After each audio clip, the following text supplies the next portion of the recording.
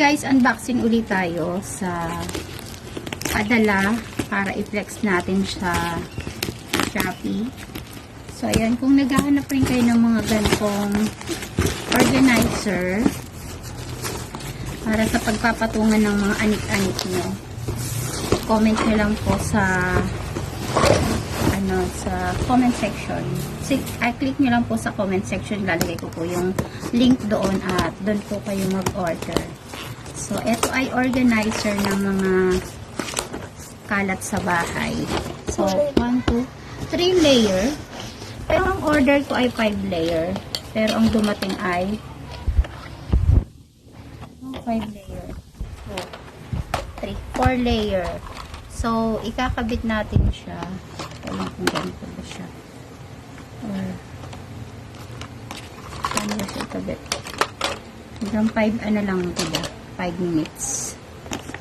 Kahit siguro, wait, unahin natin yung gulong. Hindi ko alam kung kahit ano ata ang unahin natin dito. Ayan. So, ayan. Kakabit muna natin.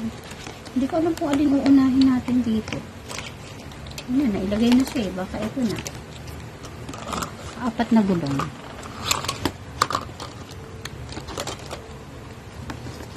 Same siya, di ba? So, kahit siguro asan dito ang unahin.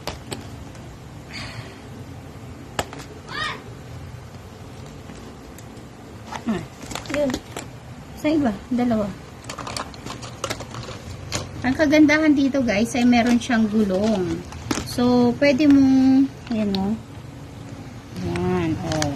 Pwede mo siyang lipat-lipatin kung saan mo siya gustong ilagay. Yun. Press lang natin yan.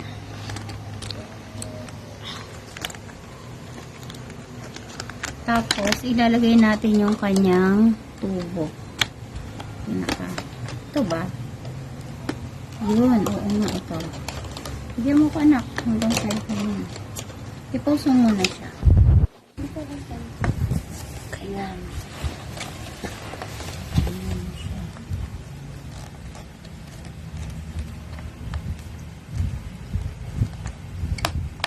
Ayan. So, parang natutunog siya. Ayan. And then, ay, ayan lang ha. Taas din pala siya eh.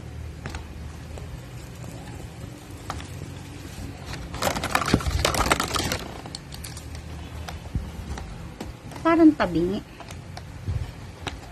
Ayan. Ito mo. Kalabaw. Kaya pantay. Parang tabingi. Ito mo, nakaslan. Parang tabingi siya. Yun. I-atas mo muna para ayos natin.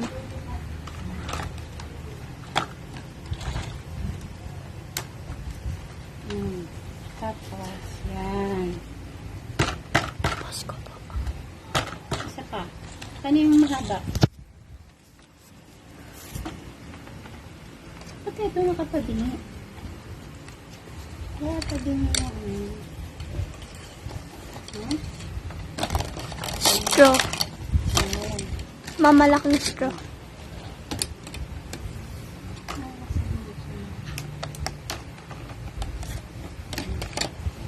Mamalaking straw. Ano? Nakapost pa. So, ganyan na siya. Ayan. Ayan. Ganyan siya. So, pwede mo siyang, eto ay, dito, ganyan. So, ganito siya kataas. 4 na layer. So, yun na, guys. Tabi niya. So, yun. Thank you for watching. What pa ganyan? Bye-bye.